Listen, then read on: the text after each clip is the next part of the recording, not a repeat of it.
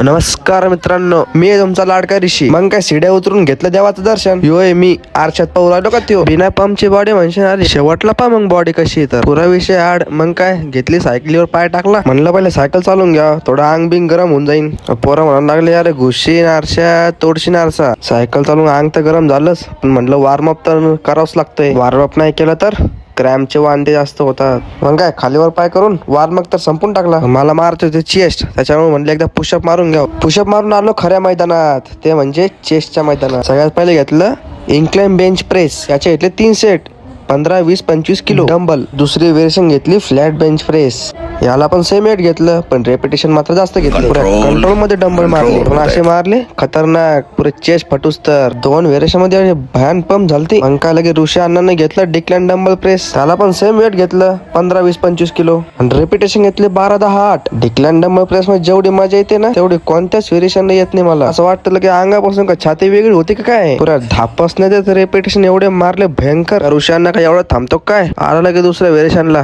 मग काय घेतलं मिडल केबल. एवढा भयान चेस्ट पंप होते नाही ना, ते बी घेते 3 सेट कमी घेऊन रेपिटेशन जास्त घेतली. लगेच झालं दुसऱ्या व्हेरिएशनला, कारण की ऋषी अण्णा काय थांबत नाही. ती होती अप्पर केबल फ्लाय. एकच सेट मारला तर एवढी भयंकर पंप झाली. लगे आरशात लगे पंपच दाखवत होतो. पंपिंग साठी व्हेरिएशन 1 नंबर आहे. 3 सेट घेऊन लगेच पुशअप मारायला रेडी झालो. पुशअप मारू म्हणलं आता एकदा पंपिंग चेकच करू आरशात कसं दिसतं. तर मला स्वतःला वाटलं नाही एवढं भयान पंप होईल म्हणून. चेस्टच फाटले राव. मग काय थोडी पाय पोजिंग केली, थोडी म्हणता म्हणता पुरी पोजिंगच करत बसलो मी. म्हणलं होतं का नाही पहिल्या बॉडीत आणि आताच्या बॉडीत किती फरक आहे. मग हा होता माझा डे 1चा ब्लॉग. चला भेटू पुढच्या ब्लॉग मध्ये. आवडला असेल तर लाईक करा.